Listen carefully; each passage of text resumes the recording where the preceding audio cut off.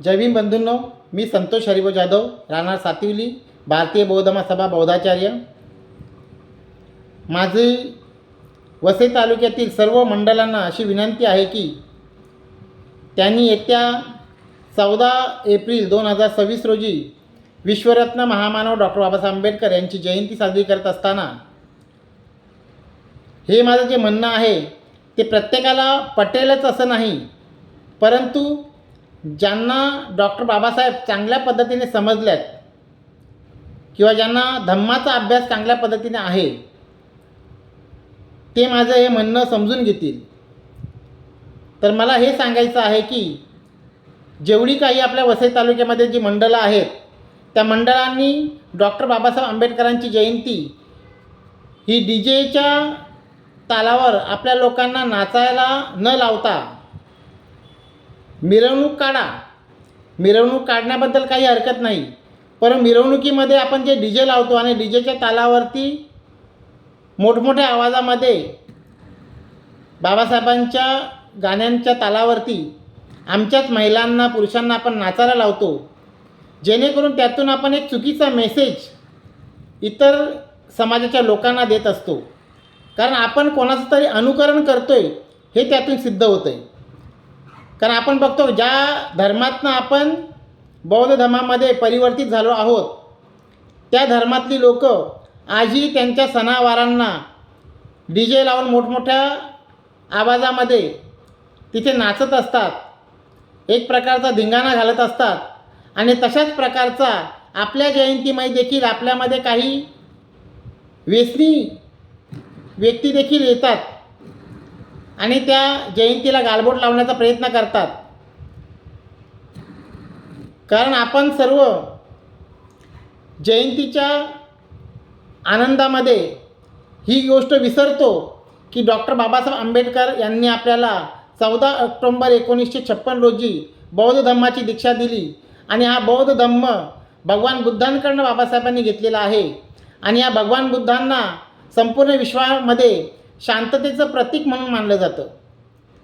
आणि ज्यांना शांततेचं प्रतीक मानलेलं आहे, आपण देखील आपल्या स्टेजवरती भगवान बुद्धांविषयी बोलताना सर्व विश्वाला शांततेचं मार्ग दाखवणारे भगवान बुद्ध असे म्हणतो.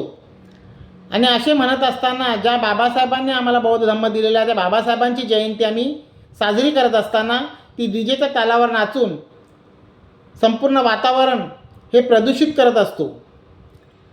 ही जयंती जर आपण शांततामय वातावरणात बुद्धं शरणं गच्छामीच्या सुरामध्ये जर ती मिरवणूक जेथून तुम्ही काढत असता आणि संपूर्ण गावामध्ये किंवा संपूर्ण तुमच्या शहरामध्ये फिरवत असता, त्यावेळेस एक फक्त सुंदर अशा सुमधुर आवाजात एक संगीत लावून त्यामध्ये फक्त बुद्धं शरणं गच्छामी, धम्मं शरणं गच्छामी, संघं शरणं गच्छामी हे गाणं जर वाजवलं आणि त्याच्यामध्ये फक्त सर्व महिलांनी पुरुषांनी चालत राहणं, जेणेकरून जर आपल्याला शक्य झालं तर आपण भंतेंना देखील बोलवून घ्या आणि एक चांगला मेसेज इतर समाजाला आपण देऊ शकू. कारण प्रत्येकजण कोणाचं ना कोणाचं अनुकरण करत असतं. आपण इतरांचं अनुकरण करण्यापेक्षा आपलं अनुकरण इतरांनी करावं अशा प्रकारचा मेसेज समाजाला आपण देता यावा, म्हणून या जयंतीचं स्वरूप आपल्याला बदललं पाहिजे.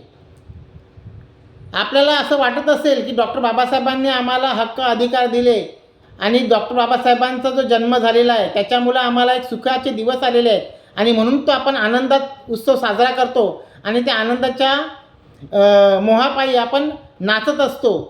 परंतु आपण विसरतो की डॉक्टर बाबासाहेबांनी आम्हाला नाचायला नाही तर वाचायला सांगितलं आहे. आणि आपण बाबासाहेब डोक्यावर घेऊन नाचण्यापेक्षा बाबासाहेब डोक्यात घेऊन वाचणं गरजेचं आहे. कारण आपण काय करत असतो की बाबासाहेबांना आजही देखील आपण समजलेलं नाही, ना बाबासाहेबांनी दिलेला बौद्ध धम्म आम्ही समजलेलो आहोत. म्हणून माझी आपणा सर्वांना विनंती आहे की शक्य असल्यास आपण डीजेच्या तालावर नाचणं बंद करावं, जेणेकरून इतर समाजाला आणि इतर धर्मीय लोकांना आपण एक चांगला मेसेज देऊ शकतो, जेणेकरून शांततामय वातावरणातला एक तिसऱ्या नंबरचा बौद्ध धम्म हे संपूर्ण विश्वाला आपण त्याची ओळख करून निर्माण देऊ शकतो. आणि म्हणून माझी आपणा सर्वांना ही विनंती आहे की येत्या 14 ऑक्टोंबर 2026 रोजी आपण जी जयंती साजरी कराल ती शांततामय वातावरणामध्ये झाली तर खूप सुंदर अशा प्रकारचा मेसेज आपण समाजाला देऊ शकतो आणि जेणेकरून नवीन पायंडा आपण इथे ठेवू शकतो. कारण आपण पाहत असाल की चैत्यभूमीला देखील 6 डिसेंबरच्या दिवशी पूर्वी खूप DJ वगैरे गाणी वगैरे वाजायची, आज ते बंद केलेले आहेत. तर अशा प्रकारचा बदल आणि बौद्ध धम्म हा बदलाचं स्वरूप आहे. बौद्ध धम्मामध्ये बदल हे अपेक्षित आहे आणि म्हणून आपण हा बदल स्वीकारला पाहिजे. एवढंच बोलून मी माझे जे म्हणणं आहे इथे थांबतो आणि आपणा सर्वांना पुन्हा एकदा येणाऱ्या जयंतीच्या शुभेच्छा देऊन आपण सर्व माझ्या ह्या विचाराशी सहमत असाल अशी अपेक्षा करतो आणि इथे थांबतो. जय भीम, नमो बुद्धाय.